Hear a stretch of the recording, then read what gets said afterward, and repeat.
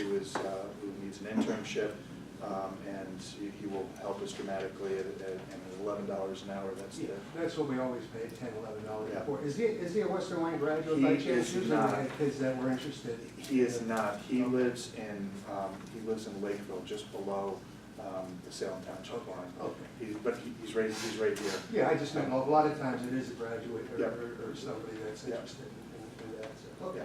Yeah, they usually contact us if they need, you know, in the Yeah, past, It's they Penn, called if they need it's Penn something. State usually, I think and this the person Yeah, university's that rate contact was us. about the rate and then Yeah, we'll which is this ballpark. custodial rate. Right, we usually It's a try to do it at the substitute custodial sub rate. So- So he can do plumbing and everything else besides? He might be able to, but he could do some pretty other significant technology things. Mentor program, 3 teachers two are hired and one we will be hiring, and those mentor applications are as per contract. Question on mentors. The ones doing the mentoring now, is that, do they do extra, like after school for this, or? And prep time together, joint prep time, if they have joint, but they meet with that teacher. You guys can probably tell us more about what a mentor teacher does. Not so much what they do, but what time period do they do it? Are they getting extra time during their block of time that they would normally be there, or are they coming in early or staying late to do Both, this? both, and sometimes it's during the day, and sometimes it's after school, before school, or they're also, like, we'll set up times that they can go out and meet with other teachers. Yeah, But we're the not mentor providing them time within their day to do this. Okay, that's my question. They are going above and beyond So to it's do more this or less like mentoring coaching duty. salary. Correct. Yeah, And do you feel this really works, the mentoring, or is it some people are very helpful with a new person coming on board, or some people just take it for the 1400? It's definitely helpful, Okay. in terms of, just for management issues your first year. Right, right. In terms of, It's not always first year. that's true, that is true. Okay. But, you know, when you're new to the system, I think it's very helpful, and when you're new to the school system, you know, new to the school Yeah. system. And if I could jump into from special ed, just the perspective, it's extremely beneficial It as is. far as procedures, policies, how we That do was things. debated in my mind, the cost, Mhm. and we don't really hire a lot of new employees lately, you know, because we're shrinking a little Just bit. all of But the it does procedural feel things for to us. do in terms, and you do meet with the principal, you know, of the building or the supervisor Right. of special education twice a So year. Paul, when you were the vice principal, you actually would, if somebody was being mentored, would you check in on that to Absolutely. see how they were working together and everything was going good? Yeah, absolutely. And we check in with them periodically, and then there's a final report, essentially a mentor report at the end of the school year that checks on the entire process, documented meetings and so And forth. Cindy, also in special ed, you would have somebody under Absolutely. you or yourself? It's part of their evaluation process, and also I'm checking in with them probably a little bit more frequently because of IEP meetings, reconvenes. You know, our psychologists are checking in quite a bit too, so, yeah. Thank you. Do our building principals and supervisors evaluate the mentors? No. Are there logs of hours for the mentors? Well, I will tell you this, they do, AJ, let me take that back, I said no, but yes, in special ed we do, because it is part of their evaluation for this year when we look at professionalism. I know the individuals that mentored for me, it was on their form, so I did notate that they went above and beyond and took that leadership role in doing that. It is part of the evaluation and the professionalism part, and they do logs. It is part, they do have to log the hours that they do, both have to hand in a log. And document what they're doing in each of the, like, under all of those hours as well. So they're lawyers. I need some, what is the court called? Less than a salary. Appointment of coaches, the one thing that I do want to point out that the asterisks, assistant basketball, boys basketball, that's one position being shared by 2 people. The Benny and the Wall, number 1 and number 2, on the boys' side, that number is actually $52.90 for one position, but Al and Mr. Wall and Mr. They Benny, worked it out between. they worked it out between For the themselves. days that they'll be here. Correct, yeah. Have we spoken with Mr. Semenza about his take on the necessity for a freshman basketball team? He says it's imperative, He said it's imperative. yeah. He wants it. How many kids are on the freshman basketball? Here's what, here's what he said, the reason, he You learn thinks 10 it's. times more in a JV team than you do in a freshman team. But here's what he said. Having a freshman team allows him to move a JV player who could be a 10th grader, who's not getting any playing time, down to play in a freshman game, or in a 7th or an 8th grader up. It gives you the flexibility. It doesn't necessarily have Once to you be. move them, you gotta keep them there, You though, can- no? no, See, not- no, we're not- always not under it. the understanding that you could only move once. That's why he wants a Okay. freshman team, so that he has the ability to step up or step down the level that the kid is gonna be competing at, and so that more younger kids are getting more playing time. That's what he thought, and he was animated. It was always a numbers problem in the past We- with the freshman squad, and then we Yep. didn't give them a freshman coach, thinking we were saving a lot of money, which we were saving money, but still, at the same time, it was a I numbers mean, if thing. it's not imperative, I mean, I have no problem with, you know, all because it's contractually a junior high 9th grade coach, you can make it a second assistant JV coach. I mean, Right. That's The what she point is that, you know, by no means is it micromanagement, but if you ask any coach, and he'll subscribe to this as well, you're gonna learn more. Your best players, you're gonna want up in the JV team, so they're able to, A, maintain eligibility to go up into the varsity game if they're good enough as a 9th grader. And two, if we're under the connotation that you were hamstrung into the 9th grade team once you're on the freshman team, there's no way you could bump up. You're not hamstrung anymore, that's the good news. Yeah, That's when a did that good point. change anyway, just recently? Yeah, or that's no? relatively recently, and Yeah. there were teams that dropped 9th grade programs, a lot of areas, because the same thing, it was. Numbers. We It was did, numbers, we did it for a yeah. lot of years too. Yeah, Yeah.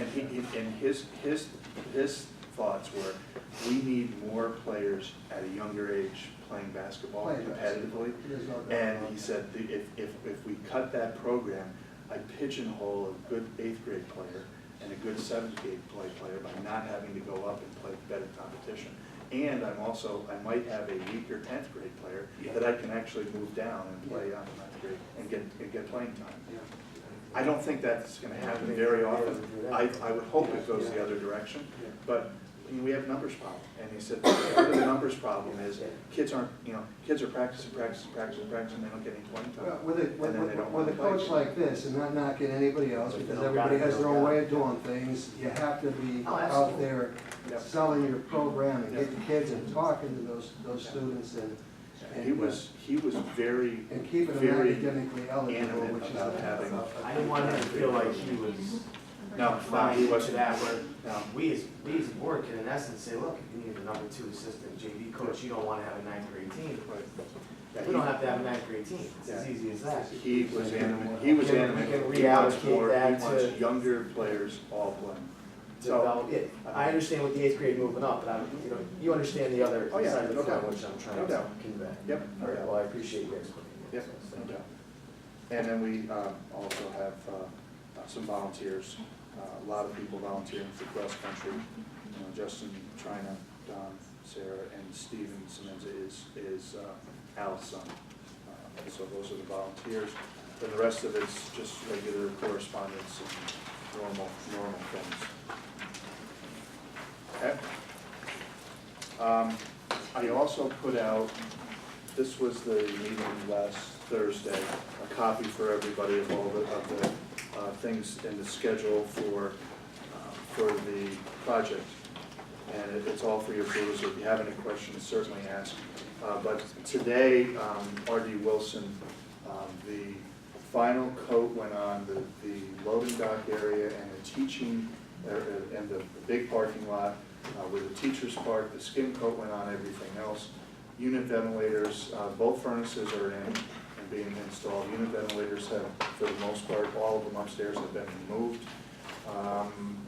And there's one other big item there, chilling units, and the tanks are all installed. The chilling unit locations have been laid out and will be poured this week. That project, that end of our project, were The tanks, the propane tanks, with the propane dual? tanks. Yeah, for the dual fuel. Yeah, those are there, and pictures are there. You know what, 4 tanks? 4 tanks from 2, and You mean, 4,000 gallons. More capacity. More capacity. More what about the capacity. part, did we fix the head on the boilers? Yeah, the heads that we had on the project. Do we need new boilers?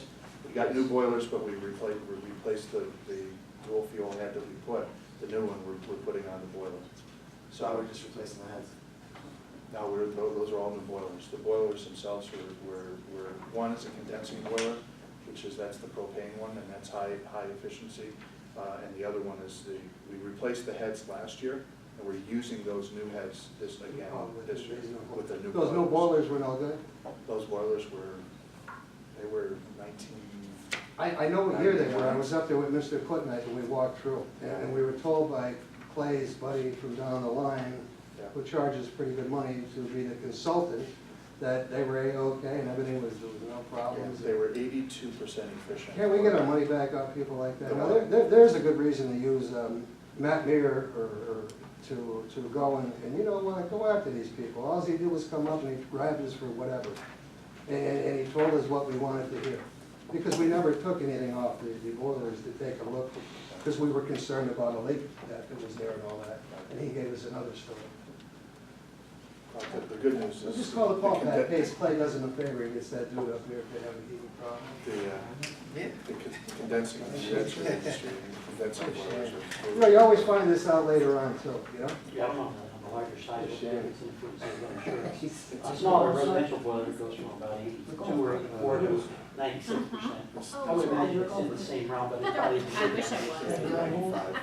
It's I entertaining. called the gas company up and I talked to a guy, and he said, Bigger stuff. and he said some gentleman from, it must have been CN3 was trying to get a hold of him. I said, that's probably the guy from CN3 wanting to talk to you. You should be in our office. And I said, did you know anything yet? He said, well, we might not know, he said, until like September or the fall. I said, well, we're looking at putting tanks in. And so, Well, he said, you could take those, disconnect those. I said, well, we're gonna have a cost there. So now you're putting us in a different situation. So that's where we are with propane. we have both oil and propane now. And we locked oil in at $1.48 a gallon, which right now, that pricing for the non-condensing boiler unit is less expensive than the current price of. Where'd we get our 147 for propane? 140, no, oil. Oil was Oh, yeah. 140, that was part of the consortium bid. And what was Yeah, propane? Propane right now is 99 cents. Is it? Yeah. Difference is 140,000 BTUs per gallon versus Versus about 92,000 per unit on L. It can make a difference. So when you factor all that into the efficiencies, Especially if rurally, efficiency. fuel oil is still just a couple cents Okay. less expensive to run than propane. And especially. Natural gas will beat them both, Yeah. so we don't have it yet. And, So my wife can keep cutting firewood, let's keep. yeah, We can put it out there wood wood if you want to keep beating it. yeah. So, Okay, so. It's good to have the flexibility, it's yeah, always sure. good to have It's flexibility, sure. but fuel oil, and especially in a larger building, still rurally, still one of the cheaper ways to. And especially locking in at 148 for the year. Yeah, it's a good. Yeah, that was a good price and a good move. Now, again, they're both LP and propane and oil, they're both oil-based products. So they're gonna they generally cycle together in pricing. Oh, the propane will do that. Last year, the demand, they ran Right. the prices way up and down. Fuel oil tends to be a little more level, but that's been traded on the commodities market and supply and demand. How many BTUs did you say in a gallon? 147. Is that what it is? 140. 140. 40,000. That sounded a per gallon. little, yeah, I know, per gallon. And Got it. 92. 92. Out on LP. I got it. Yep. So we factor in the efficiencies I that, the just said propane that. runs more efficient at 95%. Yes, sir. The fuel oil runs at about 87%. You factor all that in, it still comes out just as much cheaper. And we're. It's a nice and we're calculation managing to sit it. and figure out. And we're managing it. I mean, if you put it in a spreadsheet, there it is. Whatever the price changes are, let's go, let's switch propane on, let's go that way. Compared to bigger projects, and the fuel oil still comes in just, and it's minimal, it's like 2 cents per 100,000 or something like that, but it's still. That's all that I had for the regular meeting. If we can do an executive session now to go talk about the. Anything? Anything from. Anything? I just had a question. Do you have something? Okay. You've obviously put a lot of thought into the 2.4% tax increase. Unfortunately, it seems that you are facing an unreasonable system, trying to be reasonable people, making difficult decisions. But here's the problem, who's watching out for the people that it's not reasonable? That they no longer feel that it's reasonable to have another 2.4% tax increase? What resources do we have for them as a community? The people that are paying taxes for 50 years? That have Yeah, I been mean- good community members, they started paying taxes when they were young. The only reasonableness for them is at the ballot box when the state, senate, and legislature elections come available, because that's the system that we're dealt with, that we have to live under. And so until that system of requirements for public education changes, which we don't make the rules, we just have to follow them. Right. And we're doing our best, and we meet with the public. You know, we're here, we're on YouTube, and we're not cutting deals behind closed doors. We follow the sunshine law. And everybody sitting around this table sees their neighbors in the grocery store or at the gas station. And we're all doing our best to try to have the balance that they're, as far as affordability for the taxpayer and good quality programming for the students. You know, it's a system that we're dealt with. I think we do a very good job in discussion of trying to do the best we can for the programming with the resources that we have. And if you think about our sole 60% of our revenue comes from real estate taxation. Real estate taxation does not have an inflation factor in it. It's, assessments are assessments are assessments. If there are no new buildings built in, and very few have, I think our total tax revenue this year from increases in assessments was less than $4,000, which is the equivalent of 2 homes. You can't get new buildings, new homes without work, That's right. and that's And the it. that's a problem. And so Not here, that you're wrong, you're right. so here we are with a system that has inflation attached to it, via contracts, via retirement benefits, via healthcare, and so there's inflationary costs, and we don't have anything that has inflationary revenue attached to it. And the only way the inflationary revenue piece comes in is by raising taxes equal to or around inflation, and that's what the index is telling us. That's what the overall cost increase should be. And But that's Joe, about where we are. but again, I'm not gonna beat a dead horse, but the bottom line is,